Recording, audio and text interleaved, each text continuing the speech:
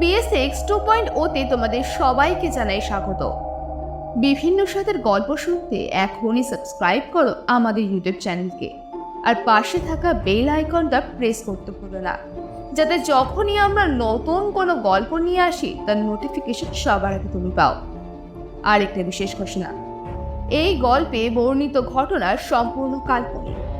বাস্তবের সাথে কোনো মিল থেকে থাকলে সেটা সম্পূর্ণ কাকতালীয়। আজ তোমাদের জন্য অরূপ অধিকারীর গল্প অটো ড্রাইভার। আর গল্পটি কিন্তু সম্পূর্ণরূপে প্রাপ্তবয়স্কদের জন্য। আজকের গল্পের প্রধান চরিত্রে রতন, দীপক, দীপিকা, রাজেশ, ড্রাইভার ও মিসেস হীনা দত্ত। আজকের গল্প পাঠে অরূপ, গল্পের সূত্রধার আমি পূজা, পোস্টার নীলেশ। তাহলে শুরু করা যাক।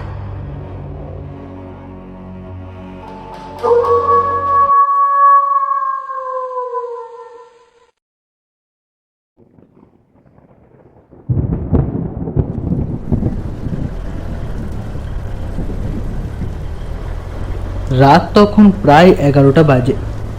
বজবজ প্লাস্টিক মোড়ে শেষ টিপ করে রতন মুচিসা তার বাড়ি ফিরছিল। আজ দিনটা খুব একটা ভালো যায়নি, তার উপর সকাল থেকে মুষলধারে বৃষ্টি হয়ে চলেছে। তাই সে ভাবছিল ফেরার সময় যদি কাউকে সে একটু পেত, তাহলে একটা চড়া ভাড়ায় আজকের দিনের রোজটা অন্তত পুষিয়ে নেওয়া যেত। কিন্তু বাওয়ালি রাজবাড়ি টপকে আসার পরেও কাউকে না পেয়ে সে একটু হতাশ হলো। ঘড়ির কাঁটা এখন বলছে রাত 12:05। রতন একটা গান ধরল। जिंदगी एक सफर है सुहाना, यहाँ कल क्या हो किसने जाना।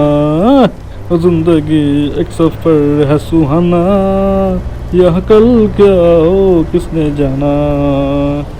लड़ाई लड़ाई लड़ाई लड़ाई लड़ाई लड़ाई लड़ाई। বাওয়ালির এদিকটায় খুব একটা বাড়িঘর নেই। প্রথমে কিছু ছড়িয়ে ছিটিয়ে থাকা দোকানঘর, তারপর অনেকটা ফাঁকা জায়গা, আর তার মধ্যে মধ্যে সামান্য কিছু কারখানা, যাতে বেশিরভাগ দর্জির কাজ হয়ে থাকে। রতন গান গাইতে গাইতে এগিয়ে চলেছিল। হঠাৎ সে রাস্তার এক ধারে এক নারী মূর্তিকে দেখতে পায়। সেই নারী মূর্তি হাত দেখিয়ে তাকে ইশারা করছিল। সে মনে মনে ভাবল, যাক, তাহলে আজ একদম খালি হাতে ফিরতে হবে না দেখছি। রতন অটো থামালো। মেয়েটি তার সামনে সে ঝুঁকে পড়ে বলল, দাদা, আমাকে একটু বিড়লাপুর ছেড়ে দেবেন? বৃষ্টির মধ্যে মেয়েটির কাপড় জামা পুরোপুরি ভিজে গিয়েছিল।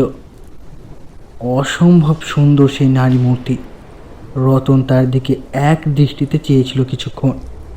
তারপর তার ভিজে শরীরের প্রতি একটা লোলুপ দৃষ্টি দিল সে। কিন্তু তার কথা মতো এবার সে গুগল ম্যাপে বের করলো, কারণ রতনের আগে কখনো বিড়লাপুরের ওদিকে যায়নি। সেখানে সে দেখল বিড়লাপুর এইখান থেকে প্রায় 9 কিলোমিটার দূরে। সে বলল, হ্যাঁ, নিয়ে যাবো না কেন, কিন্তু 300 টাকা ভাড়া লাগবে। কি বলছেন কি? সবাই 100 নেয় আর আপনি 300 নেবেন? ম্যাডাম, এত রাতে এই বৃষ্টির মধ্যে ওখানে গেলে আমাকে যে খালি ফিরতে হবে, 300 না দিলে কিন্তু আমি যেতে পারবো না। মেয়েটি যেন একটু চিন্তায় পড়ল। তারপর আমতা আমতা করে বলল, কিন্তু আমার কাছে যে এখন 200 আছে। প্লিজ দাদা, একটু নিয়ে চলুন না। রতন আবারও ভালো করে মেয়েটিকে লক্ষ্য করল। বৃষ্টির মধ্যে মেয়েটির পরনে থাকা কালো রঙের শাড়িটা পুরোপুরি ভিজে গিয়েছিল। সেটা তার গায়ের চামড়ায় কামড় দিয়ে বসেছে। খোলা চুলগুলো তার মুখময় এদিক ওদিক লেগে রয়েছে। ঠোঁটে তার লাল লিপস্টিকের রং, হাতে কাঁচের চুড়ি, গায়ের রং ফর্সা, এবং মুখশ্রীটা তো বলেইছিলাম অসাধারণ। মেয়েটিকে আরও একবার পর্যবেক্ষণ করে তার মনে একটা সূক্ষ্ম বাসনার উদয় হলো। সে বলল, আচ্ছা ঠিক আছে, চলে আসুন। মহিলাটি অটোতে বসে পড়ল। তারপর অটো চলল বিড়লাপুরের উদ্দেশ্যে। 4-5 কিলোমিটার পেরিয়ে এলো অটো। মহিলাটি পিছনে উঠে বসা অবধি থেকে রতন তার দিকে চেয়েছিল। তার দৃষ্টি লোলুপ। সে আবার একটা গান ধরল। गुलाबी आंखें जो तेरी देखी, शराबी ये दिल हो गया, समझ लो मुझको ओ मेरे यारो, संभलना मुश्किल हो गया है। गुलाबी आंखें जो तेरी देखी, शराबी ये दिल हो गया है। রতনের এই আচরণে মহিলাটি একটু ভয় পেল। সে তার মোবাইল ফোনটা বের করে কাউকে ফোন করল। আর তার ফোন করা মাত্রই রতন গান থামিয়ে দিল। মেয়েটি খুব ধীরে ধীরে কথা বলছিল।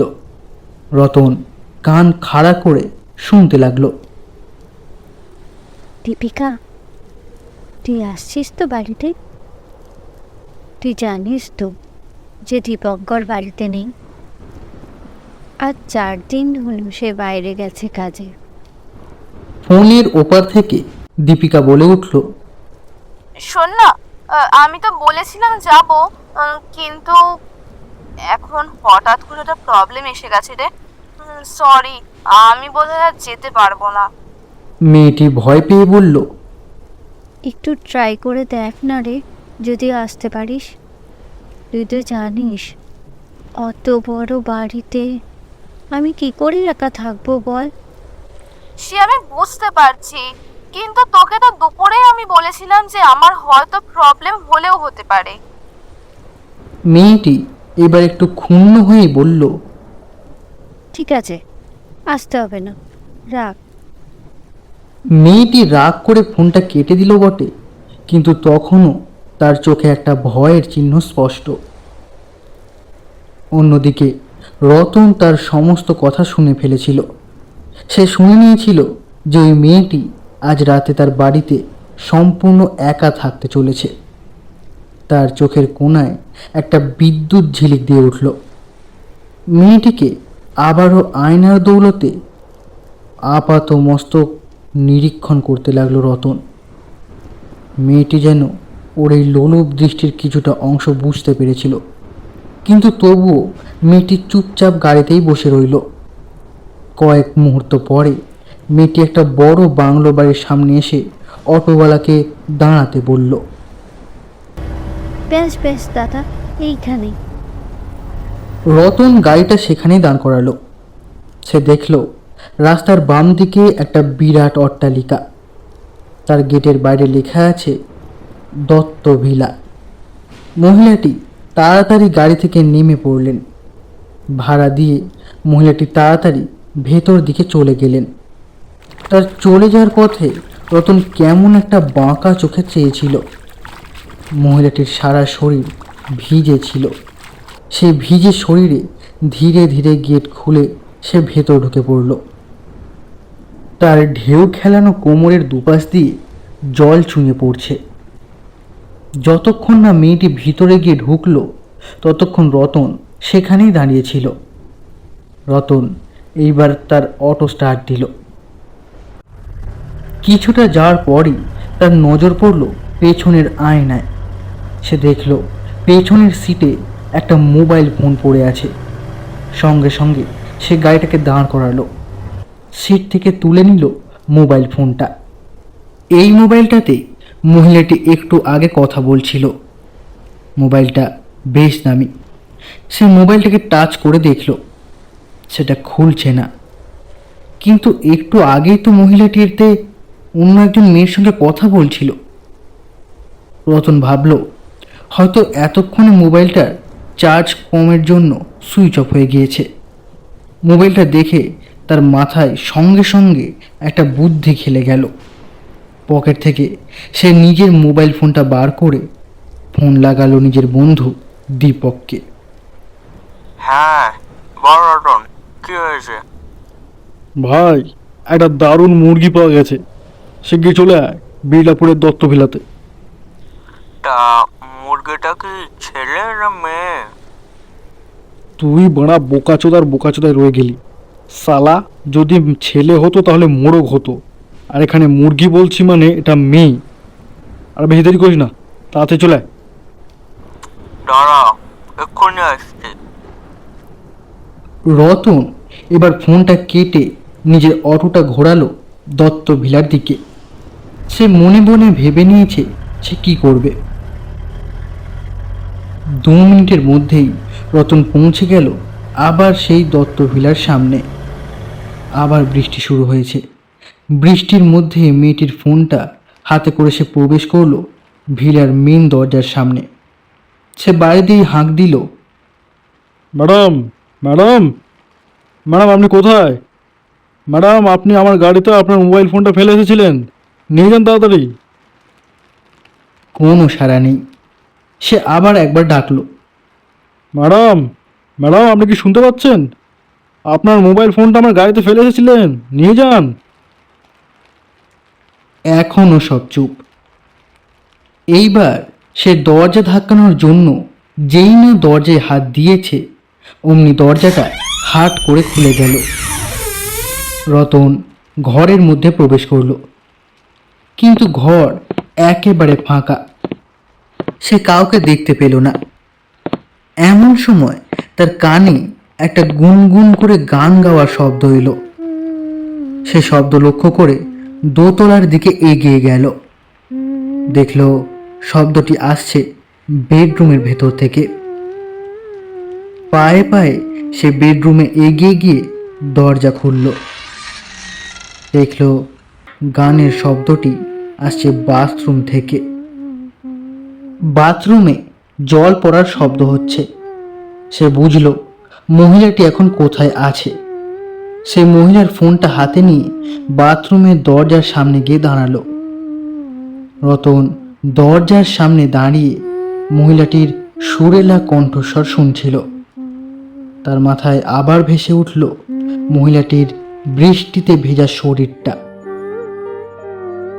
এক ডানা কাটা পরীর মতো তার চেহারা। তার উপর বৃষ্টিতে তার শাড়িগুলো তার স্তনের উপর চেপে বসেছিল।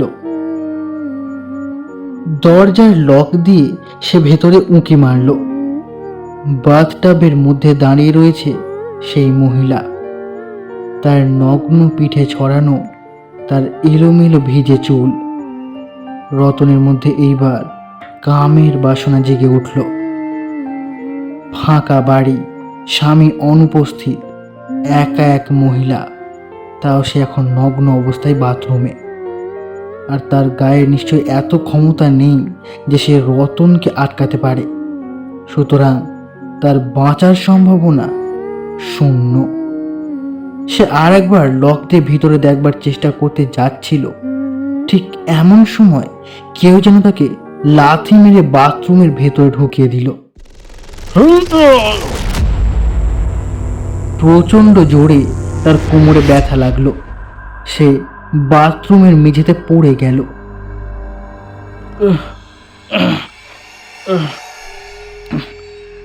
কিছুক্ষণের জন্য তার সামনের সমস্ত কিছু অন্ধকার।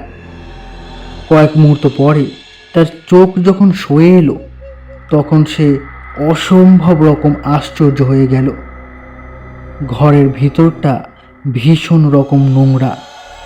সবথেকে আশ্চর্যের বিষয় হলো এই যে কিছুক্ষণ আগে যখন সে ভিতরে চোখ দিয়ে দেখেছিল তখন বাথরুমে আলো জ্বলছিল, বাথটাবে জল ছিল এবং তার উপর দাঁড়িয়ে ছিল সেই মহিলা।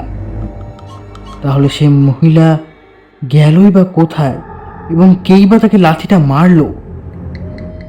এইসব ভাবতে ভাবতে তার নাকে একটা বোঁটকা পচা গন্ধ এলো। মেঝেতে চাপ দিয়ে উঠে দাঁড়াতে গিয়ে তার হাত পড়ল কিছু একটার উপর। তার পকেটে ছিল তার মোবাইল ফোনটা। সেটা বের করে সে ফ্ল্যাশ লাইট জ্বালালো এবং তৎক্ষণাৎ তার শরীর ভয়ে ঠক ঠক করে কাঁপতে লাগলো। তার হাতটা রয়েছে একটা মৃত মানুষের মুখের ওপর। সে ছিটকে সরে গেল সেখান থেকে। অনুভব করলো পুরো ঘরটাই মরা পচা গন্ধে ভরপুর হয়ে রয়েছে।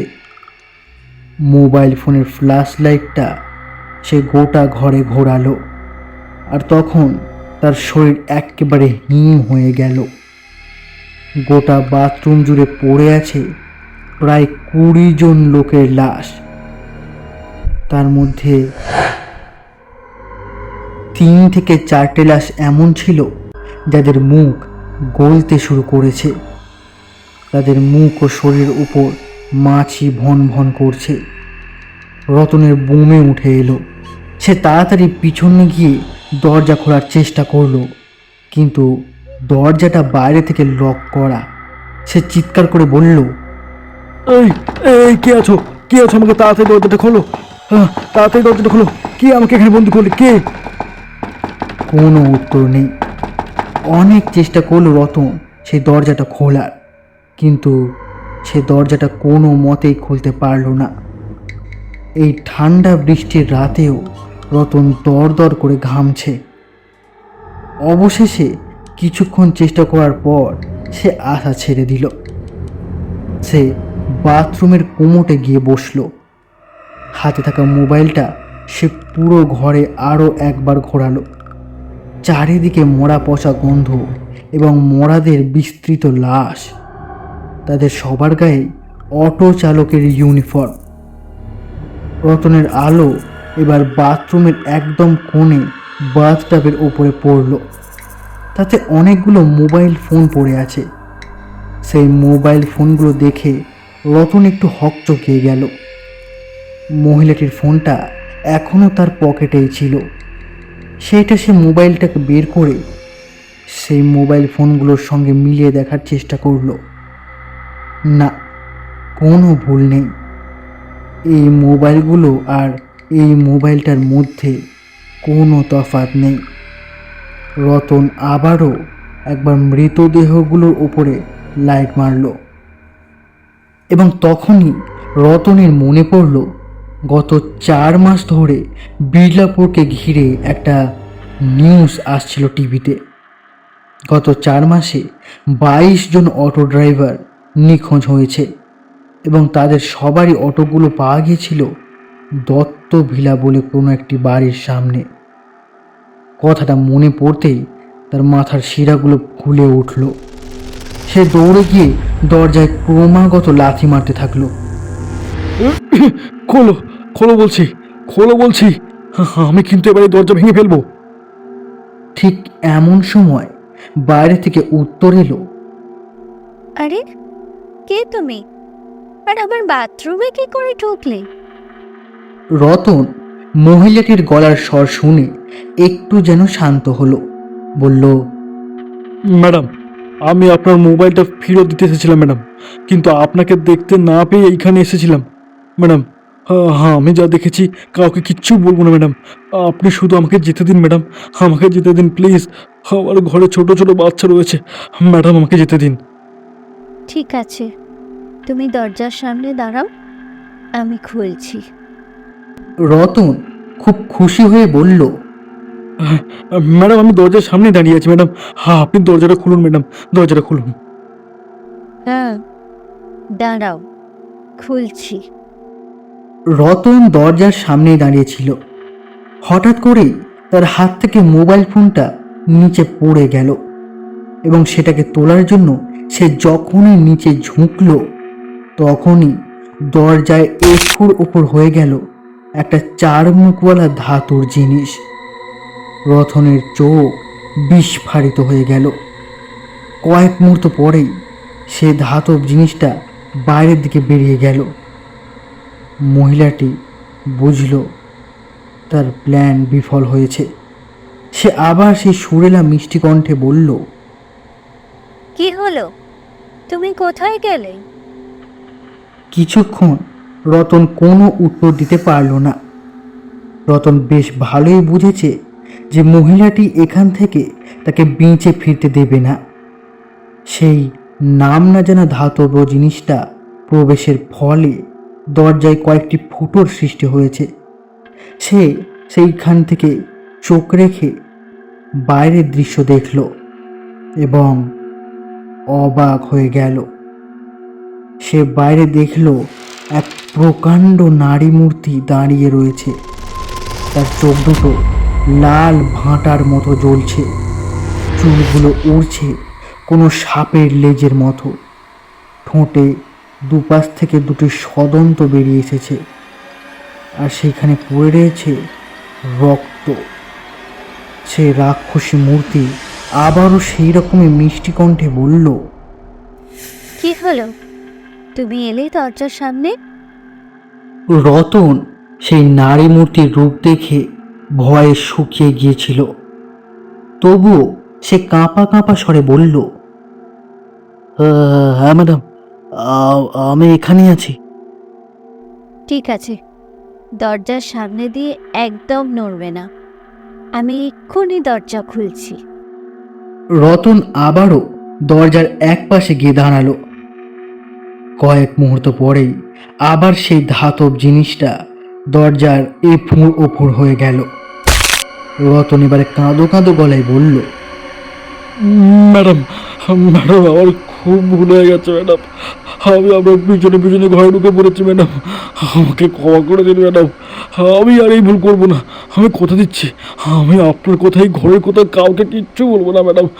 আমাকে শুধু যেতে দিন ম্যাডাম, আমাকে এখান থেকে যেতে দিন ম্যাডাম, প্লিজ ম্যাডাম, আমাকে যেতে দিন।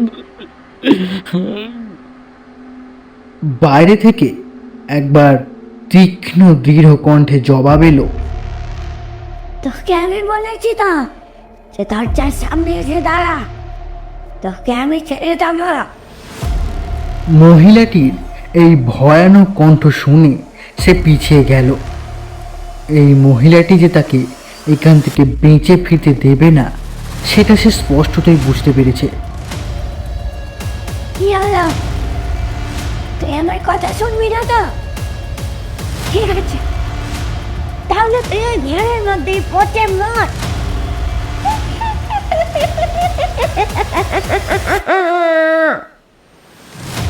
রতন আরও কুঁকড়ে গেল।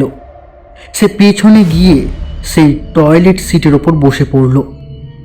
তৎক্ষণাৎ তার মনে পড়ল দীপকের কথা।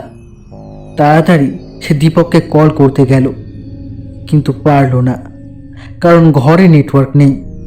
টয়লেট সিট থেকে উঠে সে জানলার দিকে এগোলো, কিন্তু তখনই কে যেন তার পা চেপে ধরল।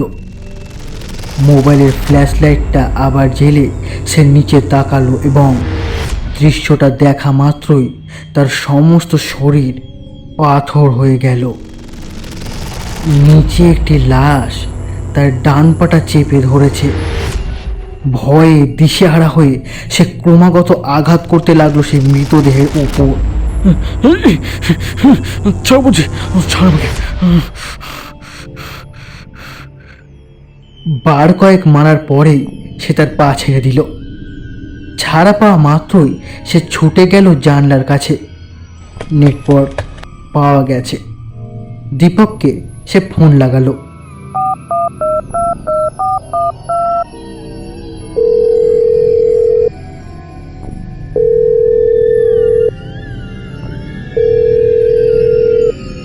হ্যাঁ, আমি আর কিছুক্ষণের মধ্যে পৌঁছে যাব।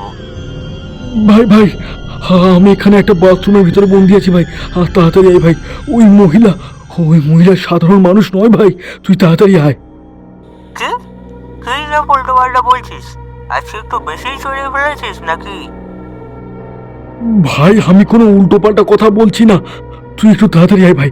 আমি দোতলার বাথরুমে বন্দি আছি, তাড়াতাড়ি আয়।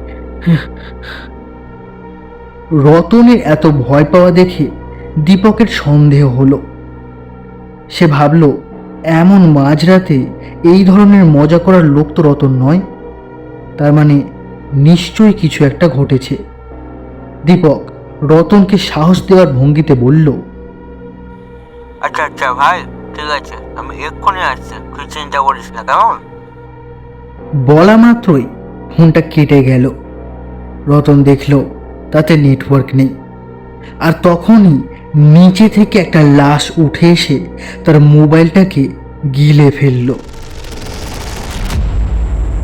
সে প্রচণ্ড ভয় পেয়ে সেই টয়লেট সিটের উপরে সে বসে পড়ল। সেই লাশটি মোবাইলটা গিলে ফেলার পর আবার নিথর হয়ে পড়ে গেছে। সারাদিনের শারীরিক পরিশ্রম ও এখানে এই দুশ্চিন্তায় তার মাথা ধরেছে। সে নিচে বসে সিটের উপর মাথা রেখে চোখ বন্ধ করল। কিছুক্ষণ পরেই সপাটে একটা চড় খেয়ে তন্দ্রা কেটে গেল তার। অনেকক্ষণ ধরে অন্ধকারে থাকার ফলে তার চোখ এখন অনেকটাই সয়ে এসেছে। সে ঘরের চারিদিকে চোখ ঘোরালো। তার নজর পড়ল তার থেকে মাত্র 2-1 হাত দূরে থাকা একটি লাশের উপর। রতন দেখল জানলার কাছে পড়ে থাকা সেই লাশটি তার থেকে মাত্র কয়েক হাত দূরে রয়েছে এবং সেই যে তাকে চড়টা মেরেছে তাতে কোনো সন্দেহ নেই। এমন সময় সে বাইরে কারোর পায়ের শব্দ পেল, আর তার সঙ্গে সঙ্গে একটা অতি পরিচিত কণ্ঠস্বর। রতন, এই রতন। রতন তৎক্ষণাৎ দরজার দিকে ছুটে গেল। ভাই ভাই আমি এখানে, আমাকে বাঁচা ভাই, আমাকে বাঁচা। ওই মহিলা কোনো সাধারণ মহিলা নয় ভাই। একটু ওয়েট কর, এখনই দরজা খুলছি। দীপক দৌড়ে গিয়ে দরজায় হাত দিতে যাবে, ঠিক এমন সময় তার মাথায় একটা লোহার রড সজোরে এসে আঘাত করল।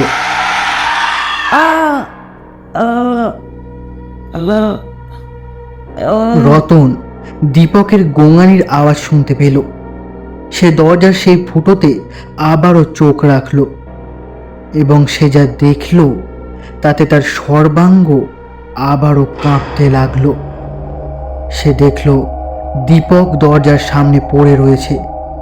তার মাথা থেকে গল গল করে রক্ত বেরিয়ে পড়ছে এবং তার থেকে কিছুটা দূরে দাঁড়িয়ে সেই মহিলা তার লম্বা লকলকে জিভ দিয়ে সেই রক্তটা সে চেটে নিচ্ছে।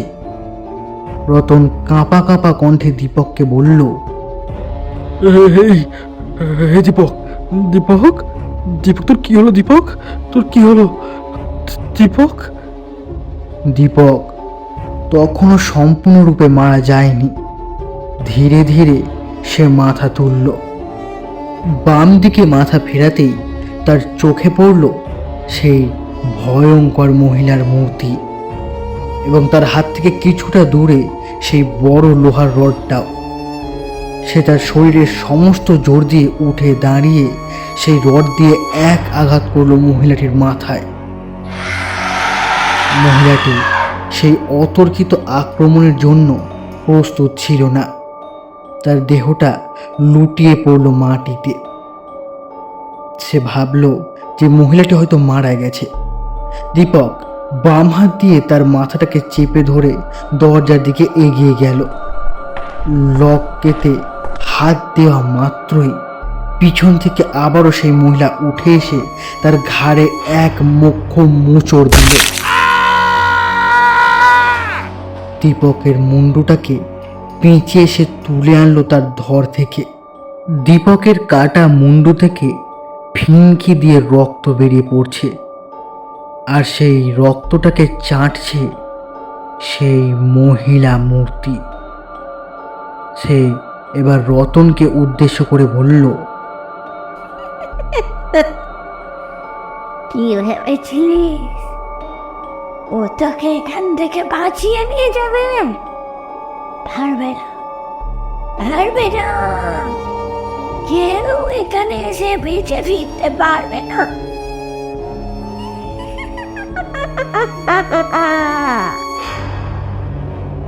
রতন দেখল যে তার সব থেকে প্রিয় বন্ধু দীপকের মাথাটা সেই মহিলা নিমেষের মধ্যে চিবিয়ে কামড়ে খেয়ে ফেলল।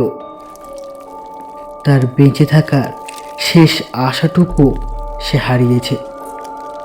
কিন্তু এখন সে আর কি করতে পারে এখানে বসে? বাইরে থেকে আবার সেই নারী কণ্ঠ ভেসে এলো। তুই এই ঘরে তুই না খেতে বেশ শুকিয়ে মরবি, কেউ বাঁচাতে পারবে না তোকে। এই কথাটা তার কানে যেতেই সে নিজের শেষ আশাটুকুও ছেড়ে দিয়ে পড়ে গেল মাটিতে।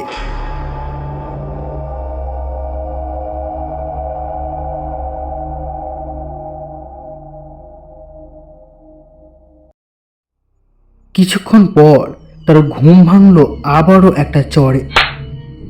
তার মনে হলো সেই লাশটি আবারও উঠে এসেছে তার পাশে, আর পাশ ফিরতে যেতেই কে যেন তার ডান কাঁধটা কামড়ে ধরল।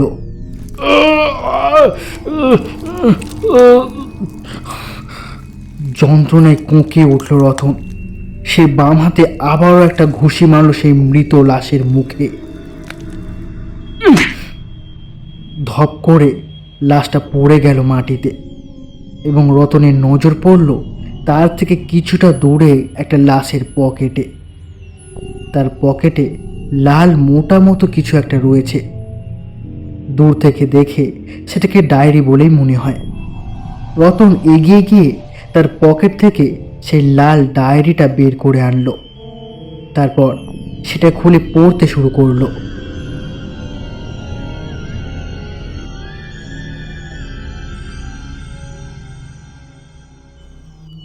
এই ডায়েরি এই মুহূর্তে যে পড়ছ, আমি জানি সেও আমারই মতো অভাগা, কারণ আমিও এখানে বন্দি হবার পরেই এই ডায়েরি লিখছি। আমার নাম দেবাশিস মজুমদার। কলকাতার একটা বেসরকারি খবরের কাগজে আমি রিপোর্টার ছিলাম। বিগত 5 থেকে 6 মাস ধরে এই বিড়লাপুর এলাকার দত্তবিলার সামনে দিয়ে 22টি অটো পাওয়া গিয়েছিল, কিন্তু পুলিশ এখনো পর্যন্ত এই রহস্যের কোনো কিনারা করে উঠতে পারেনি। তাই যারা নিখোঁজ হয়েছে তাদের পরিবারের লোকেরা খুব দুশ্চিন্তায় ছিল। দত্তভিলায় পুলিশ তদন্ত করেছিল, কিন্তু সেখানে সন্দেহজনক কিছু পাওয়া যায়নি।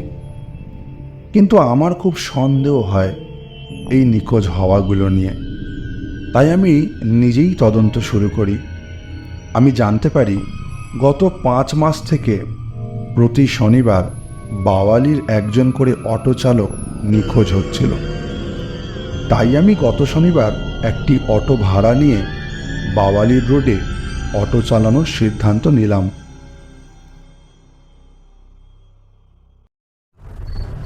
রাত তখন 12:30 হবে। বাওয়ালির রাজবাড়ি পেরিয়ে সবে আমি কিছুটা এসেছি। এমন সময় রাস্তার ধারে এক মহিলাকে দেখে আমি অটো থামালাম, কিন্তু তার মুখটা আমার খুব চেনা মনে হচ্ছিল। তাকে কোথায় যেন দেখেছি, কিন্তু সেই মুহূর্তে আমার তা মনে পড়ল না। মহিলা বললেন, দাদা, আমাকে একটু বিড়লাপুর ছেড়ে দেবেন? বিড়লাপুরের নাম শুনেই আমার মাথায় ঝিলিক খেলে গেল। বললাম, হ্যাঁ, বসে পড়ুন। আমি সেই মহিলাকে অটোতে তুললাম। তিনি গাড়িতে উঠে কাউকে একজনকে ফোন করে বললেন যে তিনি আজ বাড়িতে একাই থাকবেন।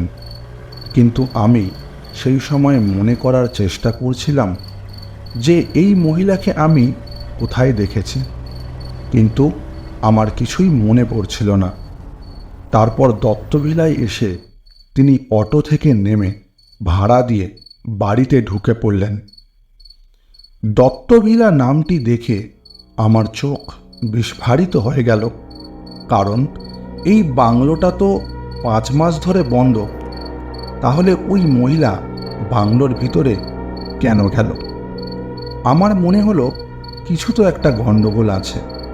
তারপর আমি মনে মনে বাংলোর ভিতরে যাওয়ার সিদ্ধান্ত নিলাম, যাতে আমি জানতে পারি যে কি এমন রহস্য লুকিয়ে আছে এই দত্তবিলাতে। আমি অটো থেকে নেমে পড়লাম। এমন সময় দেখি আমার পিছনের সিটে সেখানে ওই মহিলা কিছুক্ষণ আগে যে ফোনে কথা বলছিলেন সেই ফোনটি তার সেখানেই পড়ে আছে। আমি সেই ফোনটি হাতে তুলে নিয়ে বাড়ির বাইরে গিয়ে দরজার বেল বাজালাম, কিন্তু কোনো উত্তর এলো না।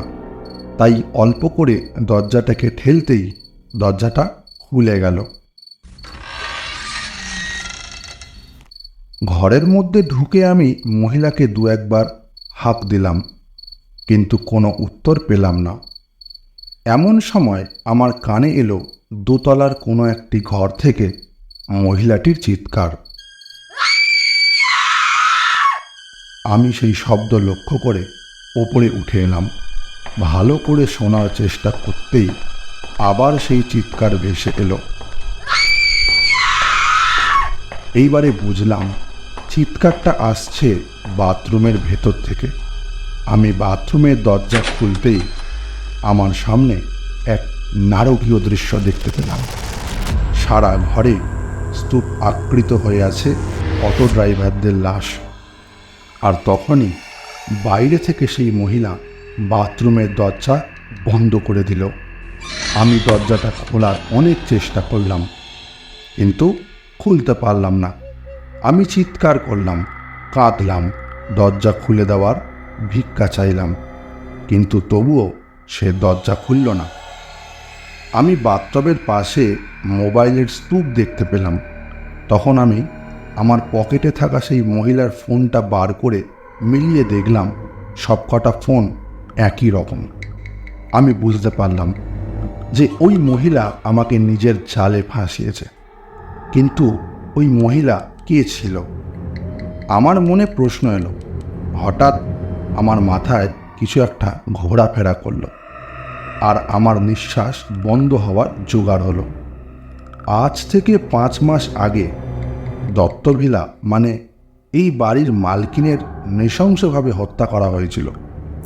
আমি তৎক্ষণাৎ আমার পকেট থেকে নিজের মোবাইল বের করে গুগলে বিড়লাপুরের হীনা দত্ত খুনের নিউজটা সার্চ করলাম, এবং ওখানেই আমি দত্তভিলার মালকিন মানে হীনা দত্তের ফটো দেখলাম, যেটা হুবহু এই মহিলার ছবি যে আমাকে এই ঘরে বন্ধ করেছে।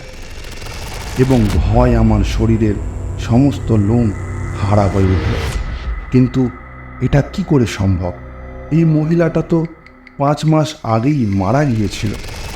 আর তখনই আমার মনে এই জিনিসটা বদ্ধমূল হলো যে এই মহিলাটি আসলে ভূত। সে নিজের মৃত্যুর বদলা নেওয়ার জন্য সমস্ত অটো ড্রাইভারদের নিজের জালে ফাঁসিয়ে মেরে ফেলছিল। এই কথাটা সবার জানা উচিত ছিল। তাই আমি আমার ফোন থেকে আমার বন্ধুকে ফোন করতেই যাচ্ছিলাম, আর তখনই নিচে পড়ে থাকা একটা লাশ উঠে এসে আমার ফোনটাকে গিলে নিল। এবং সেই দৃশ্য দেখে আমার পায়ের তলা থেকে মাটি সরে যাওয়ার জো হলো। কিন্তু তারপর থেকে আমার যেন ওই লাশটার অভ্যাস হয়ে গিয়েছিল।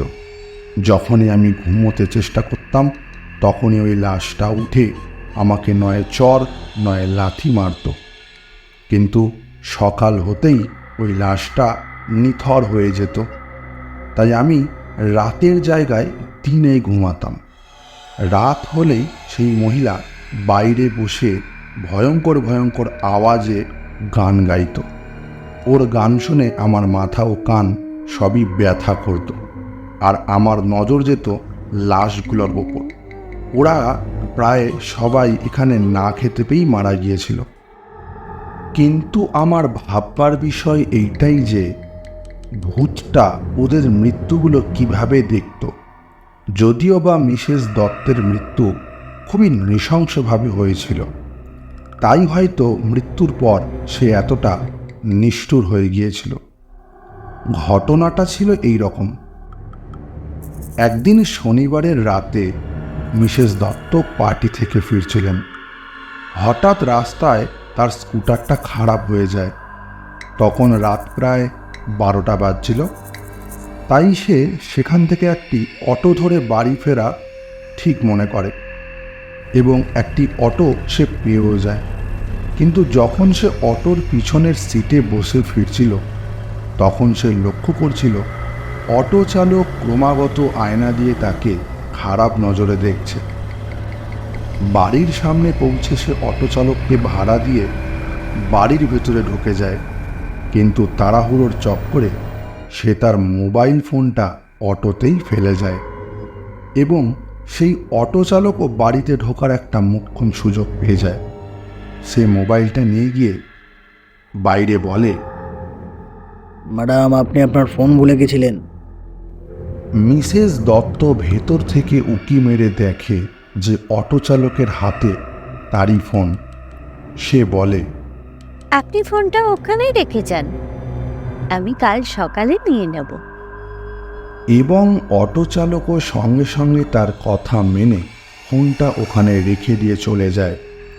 অটো চলে যাওয়ার আওয়াজ হতে মিসেস দত্ত দরজা খুলে বাইরে আসেন, কিন্তু তিনি জানতেন না যে অটো চালক তার এক বন্ধুকে ডেকে দরজার পাশেই দাঁড় করিয়ে রেখেছে। সেই অটো চালক খুব ভালো করে জানত যে এত রাতে তার উপস্থিতিতে মিসেস দত্ত কোনো মতেই দরজা খুলবেন না। তাই সে আগে থেকেই নিজের বন্ধুকে ফোন করে ডেকে নিয়েছিল এবং যেই মুহূর্তে মিসেস দত্ত দরজা খুলে বাইরে এলো, ঠিক সেই সময়ে অটো চালকের বন্ধু তাকে চাপটে ধরল। তারা দুজন মিলেই মিসেস দত্তকে ঘরের ভেতরে নিয়ে গেল। মিসেস দত্ত জানতেন যে তাদের এই বাড়ির আশেপাশে কোনো লোকালয় নেই, তাই চিৎকার করেও কোনো লাভ হবে না।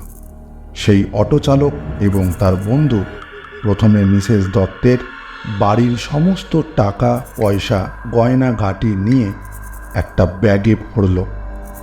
তারপর দুজন মিলে তার উপরে যৌন নারকীয় অত্যাচার করে। তাকে একটা বাথরুমের মধ্যে হাত মুখ পা বেঁধে ফেলে রেখে যায় এবং ঘরের সদর দরজাতে বাইরে দিয়ে তালা দিয়ে চলে যায়। পরদিন সকালবেলা সেখানে তার কাজের লোক এসে বাইরে থেকে দরজায় তালা দেখে মিসেস দত্তকে ফোন করে, কিন্তু ফোন সুইচ অফ বলায় সে সেখান থেকে চলে যায়।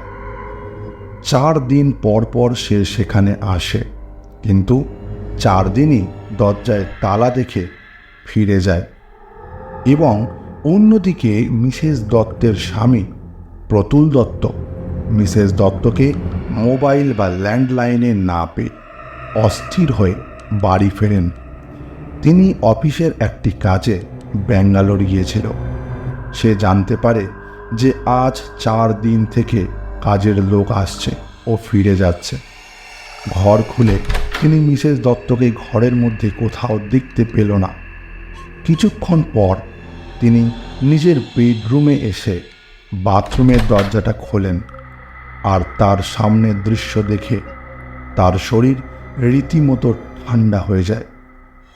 তিনি দেখেন বাথরুমে হাত পা মুখ বাঁধা অবস্থায় মিসেস দত্তের পচা গলা মৃতদেহটাকে, 4 দিন ধরে হাত মুখ পা বাঁধা অবস্থায় এবং খিদের জ্বালায় তিনি মারা গেছেন। তারপর থেকেই এই ঘর তালা বন্ধ। 7 দিনের মধ্যে পুলিশ 2 জন অটো চালককে ধরল এবং তারা বলল যে তারা 2 জন মিলে মিসেস হীনা দত্তকে খুন করেছিল। আর আমি এতক্ষণ এও বুঝে গিয়েছিলাম যে কেন এই মহিলা অটো চালকদেরকে মারছে, কারণ তার আত্মা হয়তো এটা ভাবছে যে যে ঘটনা ওর সঙ্গে ঘটেছে সেই ঘটনা যেন অন্য কারোর সঙ্গে না ঘটে। এবং তিনি চাইছিলেন যে সমাজ থেকে এমন লোকেদের সরানো যাক যারা মেয়েদেরকে সবসময় লালসার বস্তু বলে মনে করে। অন্যদিকে আমি চিৎকার করে করে মিসেস দত্তের আত্মাকে এটাই বোঝানোর চেষ্টা করছিলাম যে আমি কোনো খারাপ লোক নই বা আমি কোনো অটো ড্রাইভার নই, আমি একজন রিপোর্টার। আর আমার কোনো খারাপ উদ্দেশ্য ছিল না এখানে আসার, কিন্তু ওই প্রেতাত্মার আমার কথার ওপরে কোনো বিশ্বাসই ছিল না। তুই এখান থেকে বেরোতে পারবি না, জীবিত না মৃত। আমি আজ 4 দিন হলো এই বাথরুমে বন্দি হয়ে আছি। খিদে ও তৃষ্ণায় আমার সারা শরীরের জোর কমে গেছে, আর এখন তো আমার বেঁচে থাকার শেষ আশাটুকুও প্রায় শেষ হয়ে গেছে। এই ডায়েরিতে লেখা শব্দগুলো আমাকে একটু হলেও স্বস্তি দিচ্ছিল। আমার বেঁচে থাকার পেছনে একটা সম্পূর্ণ ক্ষীণ আশা রয়েছে, যেটা হলো একটুখানি দরজাটা খুলে গেলে আমি ওখান থেকে দৌড়ে পালিয়ে যাব। আমার স্ত্রী আর মেয়ের জন্য খুব মন খারাপ করছে। আমার লক্ষ্যবার চেষ্টার পরেও ওই মজবুত দরজাটা খুলল না। তৃষ্ণায় আমার গলা ফেটে যাচ্ছে, আমি কাঁদছি, কিন্তু চোখ থেকে এক ফোঁটাও জল বেরোচ্ছে না।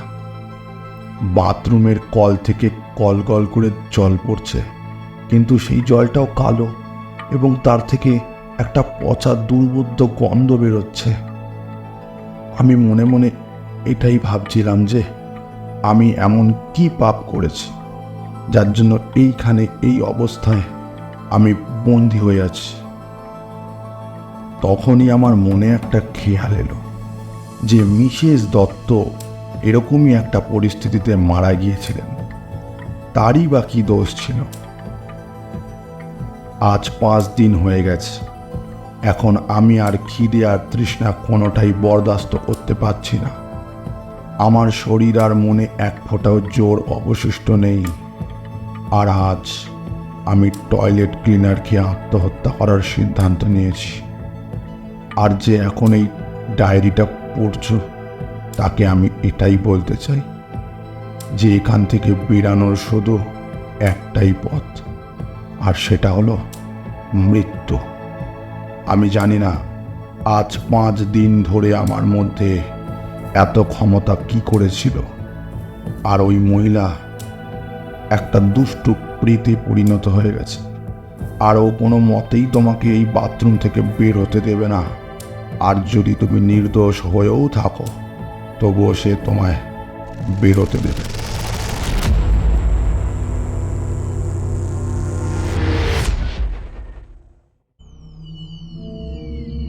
ডায়েরির বাকি সব পৃষ্ঠাগুলো খালি ছিল।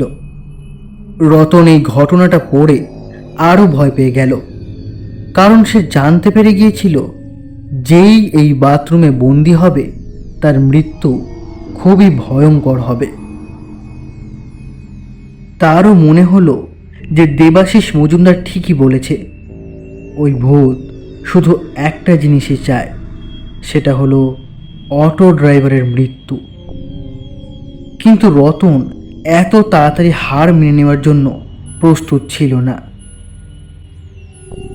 কিন্তু আমি এখান থেকে বেরিয়ে হব কি করে? তখনই রতনের মনে পড়ল দেবাশিসবাবু নিজের ডায়েরিতে লিখেছিলেন যে প্রতি শনিবার একজন অটো ড্রাইভার এই বাথরুমে এসে ফেঁসে যায়। আমিও শনিবার এসে ফেঁসেছিলাম। তার মানে এই বাথরুমের দরজা পরের শনিবার কোনো একজন অটো ড্রাইভার এসে খুলবে, আর যখন সেই অন্য অটো ড্রাইভার এখানে এসে দরজাটা খুলবে তখনই আমি পালানোর সুযোগ পাবো। আর যদি ওই মহিলা আমাকে আটকানোর চেষ্টা করে তাহলে আমরা দুজনে মিলে তার মোকাবিলা করব। আমাকে যে করেই হোক আমাকে পরের শনিবার অবধি বেঁচে থাকতেই হবে। কথাগুলো নিজেকে বলল আর শনিবারের জন্য অপেক্ষা করতে থাকলো। রতন আজ 5 দিন ধরে বন্দি হয়ে আছে। আজ 5 দিন তার পেটে দানা পানি পড়েনি। বিনা খাবার ও জলে তার শরীর একদম দুর্বল হচ্ছিল। সে মনে মনে বলল, খিদের চোটে আমার জীবন বেরিয়ে না যায় ভগবান, কিন্তু কি খাবো আমি? এই লাশগুলো। রতন তার চারিপাশে পড়ে থাকা লাশগুলোকে দেখতে থাকলো। কিন্তু অসুবিধার বিষয় ছিল এই যে রতন মাংসাশী ছিল না। জীবনে কোনো মাংস সে ছুঁয়ে পর্যন্ত দেখেনি। তাছাড়া এটা তো আবার মানুষের মাংস ছিল। কিন্তু তার বেঁচে থাকার একটাই উপায় ছিল, তাই সে মানুষের মাংস খাওয়ার চিন্তা নিল। একটা ছুরি সে যখন বাড়ির ভেতরে এসছিল তখন পকেটে করে নিয়ে এসেছিল। সে নিজের পকেট থেকে ছুরিটা বের করলো। তারপর সামনে পড়ে থাকা একটা লাশের সামনে এগিয়ে গেল। সে একজন নরখাদকের মতো সেই লাশটির চোখ ছুরি দিয়ে কেটে উপড়ে নিল।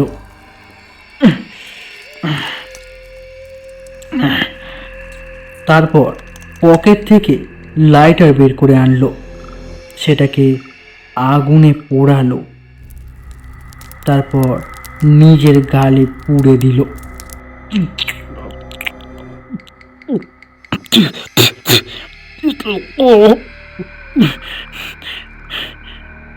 সে দুবার বমি করে ফেলল। তারপর আবার এগিয়ে গেল সেই লাশটির দিকে। তার মুখের কিছুটা মাংস কেটে আবারও পুড়িয়ে চিবিয়ে চিবিয়ে খেতে লাগলো।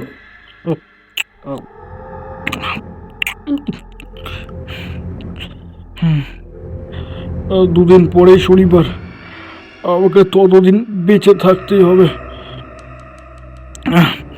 বেঁচে থাকার জন্য আমাকে মাংস খেতেই হবে।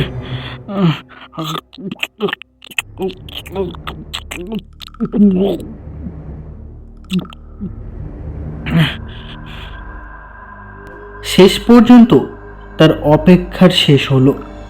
শনিবারের রাত এলো।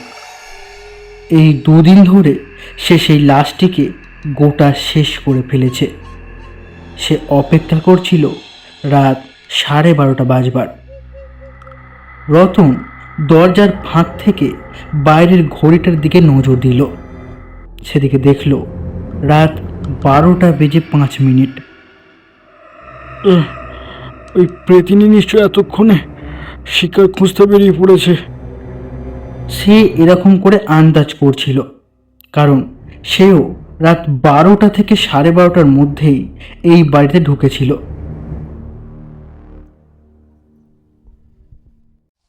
বাউয়ারি রাজবাড়ি থেকে কিছুটা দূরে মিসেস হিনা দত্তের প্রেত দাঁড়িয়েছিল একটা অটোর জন্য। তখনই ওখান থেকে একটা অটোকে আসতে দেখা গেল। চালকের নাম রাজেশ। সে মিসেস হিনা দত্তকে দেখে গাড়িটা তার সামনে এসে দাঁড় করালো। বলল, কোথায় যাবেন ম্যাডাম? বিড়লাপুর। বিড়লাপুর নাম শুনে অটো চালক ভয় পেয়ে গেল, কারণ সে জানতো যে এইখান থেকে অদৃশ্য হওয়া অটো চালকগুলো সবাই বিড়লাপুরের ওখানে কোনো এক দত্ত বিলার সামনে পাওয়া যেত। সে মনে মনে কিছু একটা ভাবলো, তারপর বলল, না না ম্যাডাম, আমি ওইখানে যাব না। আরে আমি জানি আপনি কেন নিয়ে যেতে চাইছেন না। আপনার কি মনে হয় আমি কোনো অপরাধী? আর একটা কথা ভেবে দেখুন, এখন রাত 12:30 বাজে আর আমি একা। আমার স্কুটারটাও খারাপ হয়ে গেছে। এখন যদি আপনি না নিয়ে যান তাহলে আমি কি করে যাব বলুন? তার উপর বাড়িতে আজ আমি একা, আমার বর ঘরে নেই। মহিলাটির এইসব কথাগুলো শুনে রাজেশের মনে দয়া জন্মালো। সে বলল, ঠিক আছে ম্যাডাম, উঠে পড়ুন। বলা মাত্রই মহিলা অটোতে উঠে বসলো আর অটো চলল বিড়লাপুরের দিকে।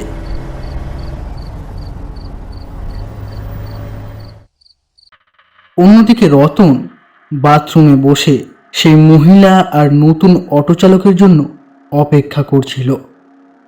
আর তখনই সে বাইরে একটা অটো এসে থামার আওয়াজ শুনতে পেল। আর কিছুক্ষণ পরে আবার সেই অটোটা চলে যাওয়ার শব্দ পেল। কিন্তু সে জানতো মহিলাটি তার মোবাইল ফোন সে অটোতে ফেলে রেখে এসেছে, তাই সে অটো আবারও ফিরে আসবে। কিছুক্ষণ পর সেটাই হলো। বাংলোর বাইরে আবার সেই অটো এসে থামার শব্দ। অটো চালক সৎ ব্যক্তি, তাই সে মোবাইল ফোনটি ফেরত দিতে এসেছে। সে অটো থেকে নেমে সামনের ভিলার দিকে একবার দেখল, তাতে নাম লেখা ছিল রায় ভিলা। সে জানতো যে এই এলাকার মধ্যে দত্ত ভিলা বলে যে বাড়িটি রয়েছে সেখানে অসুবিধে আছে, কিন্তু এটা তো রায় ভিলা, তাই এখানে তার কোনো অসুবিধা হওয়ার আশঙ্কা ছিল না। তাই সে বাংলোর ভেতরের দিকে এগিয়ে এলো। বার তিনেক সে বেলও বাজালো, কিন্তু কোনো উত্তর এলো না। তখনই সে কোনো একটা পুরুষের গোঙানির শব্দ শুনতে পেল। কেউ যেন খুব কষ্টের সাথে বলছে, বাঁচাও, বাঁচাও আমাকে, আমি বাথরুমের মধ্যে বন্দি আছি, এসো, হে বাইরে থেকে এসো, আমাকে উদ্ধার করো, আমাকে উদ্ধার করো, আমি বাথরুমে বন্দি আছি, বাঁচাও আমাকে। নিচে থেকে সে অটো চালক এই শব্দটা শুনে ঘাবড়ে গেল। সে মনে মনে ভাবল, এই বাড়ির ভিতরে কিছু তো একটা গন্ডগোল আছে। সে দরজায় একটা ধাক্কা মারল, আর তৎক্ষণাৎ দরজাটাও হাট করে খুলে গেল। উপর থেকে আবার সেই শব্দ, বাঁচাও, বাঁচাও আমাকে, আমি দোতলার বেডরুমের বাথরুমে আটকা পড়েছি, তাড়াতাড়ি এসো, আমাকে বাঁচাও, আমাকে বাঁচাও। অটো চালক দৌড়ে দোতলার বেডরুমে গিয়ে ঢুকলো। সেই বেডরুম লাগোয়া বাথরুমে ভেতর থেকে আওয়াজটা আসছে। অটো চালক বাথরুমের সামনে গিয়ে দাঁড়াতেই রতন সেই ফুটো থেকে তাকে দেখতে পেল। বলল, ভাই, ভাই তাড়াতাড়ি দরজাটা খোলো, ওই মেয়েটি আমাকে বাথরুমে বন্ধ করে রেখেছে, ভাই আমাকে তাড়াতাড়ি এখান থেকে বের করো, আমাকে তাড়াতাড়ি বের করো। হ্যাঁ হ্যাঁ, 1 মিনিট, এক্ষুনি খুলছি। এই কথা বলে সেই অটো চালক দরজাটা খুলল। আর দরজাটা খুলতেই সেই মহিলা তার পিছনে এসে তাকে এক লাথি মেরে ঘরের মধ্যে ঢুকিয়ে দিল। নতুন অটো চালক রতনের উপর হুমড়ি খেয়ে পড়ল। আর তখনই দরজাটা আবারও বাইরে থেকে বন্ধ হয়ে গেল। নতুন অটো ড্রাইভার বাথরুমের মধ্যে পড়ে থাকা লাশের স্তূপ দেখে থর থর করে কাঁপতে থাকলো। সে জেনে গেল যে 5-6 মাস ধরে অটো চালকেরা কোথায় যায়। অন্যদিকে রতন তার মাথা চেপে মাটির উপর বসে পড়ল, কারণ তার এই 1 সপ্তাহের অপেক্ষা, 1 সপ্তাহ ধরে মরা মানুষের মাংস খাওয়া সব বিফল হয়ে গিয়েছিল। নতুন অটো চালক সবে এসেছিল, তাই সে উঠে গিয়ে দরজায় ক্রমাগত লাথি মারতে থাকলো এবং হুমকি দিতে থাকলো বাইরে থাকা মহিলাকে উদ্দেশ্য করে। আমাকে এখান থেকে বের কর, আমাকে এখান থেকে বের কর, নাহলে আমি কিন্তু মেরে ফেলবো তোকে। বের কর বলছি আমাকে এখান থেকে। তখনই রতন উঠে এসে সেই নতুন অটো চালকের কাঁধে হাত দিয়ে বলল, বন্ধু, একটা কাজ করো, তোমার ফোনটা তাড়াতাড়ি বের করো, পুলিশকে ফোন লাগাও, এখন একমাত্র পুলিশই পারে আমাদের এখান থেকে বের করতে। নতুন অটো চালক তাড়াতাড়ি তার পকেট হাতড়াতে থাকলো। বলল, আমার মনে হয় আমি মোবাইলটা অটোতেই ফেলে এসেছি। সালা মাদার, তুই সালা আমার একমাত্র বেঁচে থাকার পথ ছিলিস, আর তুই মোবাইলটা অটোতে ফেলে এলি। আর আমি কি করবো, কি করবো? কিন্তু এখানে এসব হচ্ছে কি? আর ওই মহিলাই বাকে, আর আমাদেরকে এখানে বন্ধই বা কেন করে রেখেছে? তখন রতন নতুন অটো চালককে সমস্ত কথা খুলে বলল। তার এখানে সে ফেঁসে যাওয়া, অন্য অটো চালকের এখানে আসার কথা, দেবাশিস মজুমদারের সেই ডায়েরির কথা কোনোটাই সে বাদ দিল না। এইবার আমরা এখান থেকে কীভাবে বাইরে যাব? তখনই বাইরে থেকে সেই মহিলার কণ্ঠস্বর ভেসে এলো। আমি তোমাকে বের করব বাইরে, কিন্তু তার জন্য তোমাকে আমার একটা কাজ করতে হবে। কাজ? কি কাজ? কি কাজ বল, আমি সব করব। তোমার সামনে থাকা অটো ড্রাইভারকে খুন করে দাও। এই কথাটা শোনা মাত্রই রতন তার পকেট থেকে ছুরিটা বের করে নিল। সে পেছন থেকে এসে নতুন অটো চালকের পেটে বিঁধিয়ে দিল সেই ছুরিটা।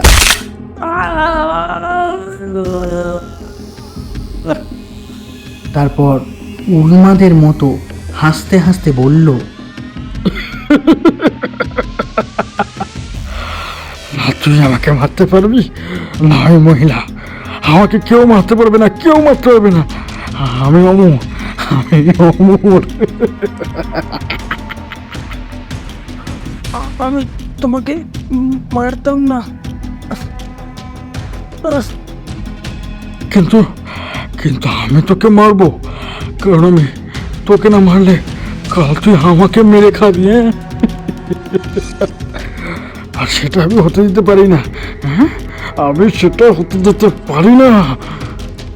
বলতে বলতে রতন সেই নতুন অটো চালকের সামনে এসে গেল, কিন্তু তার শরীর দুর্বল, গায়ে এক ফোঁটাও জোর ছিল না। নতুন অটো চালক সবে এসেছে, তাই সে তাকে এক লাথি মারল। লাথি মারার সঙ্গে সঙ্গে রতন পিছনের টয়লেটের সিটের ওপরে গিয়ে পড়ে গেল। তার মাথাটা ঢুকে গেল টয়লেটের সিটের ওপরে এবং সেখান থেকে গল গল করে রক্ত বেরোচ্ছে। তার হাতে থাকা ছুরিটা ছিটকে পড়েছে মেঝেতে। নতুন অটো চালক উঠে দাঁড়িয়ে পেটে রক্ত বেরোনো অবস্থাতেই সেই ছুরিটা নিয়ে রতনের গলা ফুঁড় ও ফুঁড় করে দিল।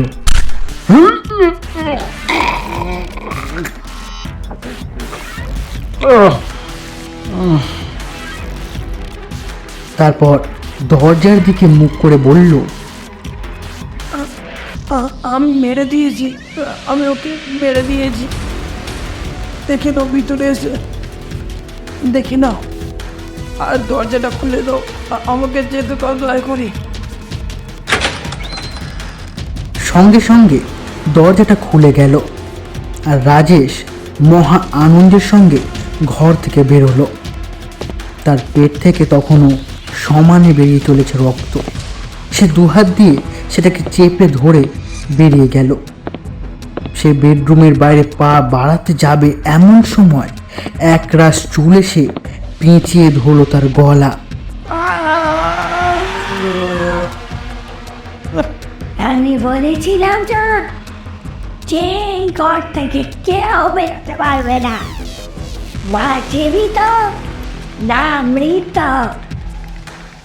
আর কয়েক মুহূর্তের মধ্যেই তার গলাটা ধর থেকে উপড়ে নিল সেই মহিলা।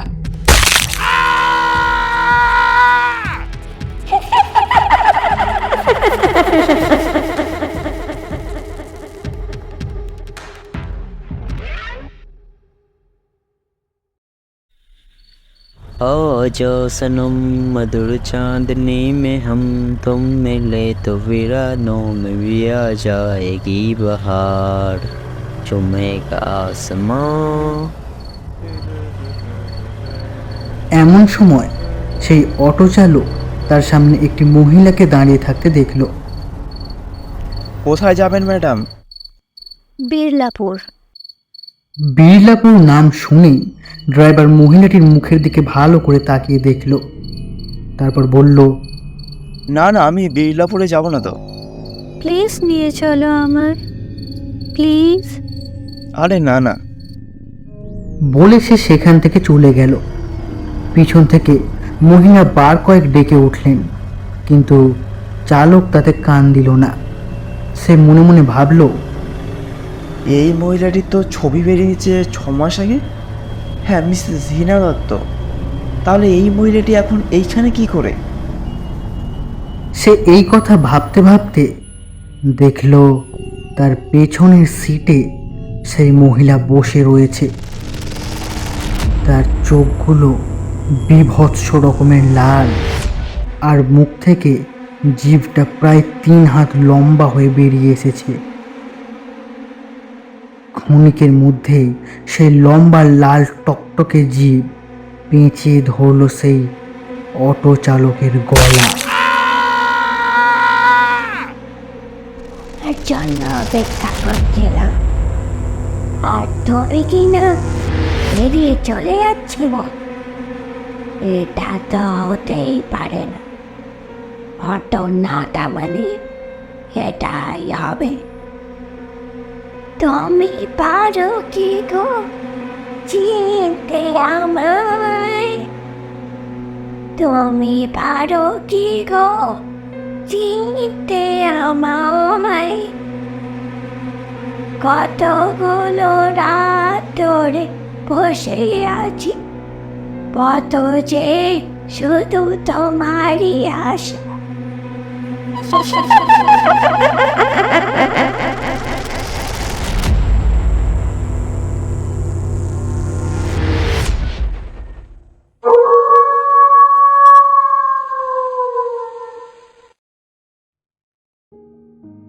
শুনছিলেন অটো ড্রাইভার। আজকের গল্পের বিভিন্ন চরিত্রে অভিনয় করেছে হীনা দত্ত, শ্বেতা, রাজেশ, পীযূষ, দেবাশিস, আকাশ, ড্রাইভার সমীর, দীপক ও পোস্টার ডিজাইন নীলেশ। গল্পের সূত্রধার ও দীপিকার ভূমিকায় আমি পূজা। রচনা, গল্প পাঠে রতন ও পরিচালনায় অরূপ। তাহলে এবার তোমাদের পালা। গল্পটা যদি তোমাদের ভালো লেগে থাকে তাহলে লাইক করো, শেয়ার করো আর কমেন্ট করো, ও অতি অবশ্যই সাবস্ক্রাইব করতে ভুলো না। তাহলে এখনকার মতো বিদায়। ফিরছি খুব তাড়াতাড়ি নতুন গল্প নিয়ে। ততক্ষণের জন্য শুনতে থাকো, সঙ্গে রাখো BSX 2.0 কে। বিদায়।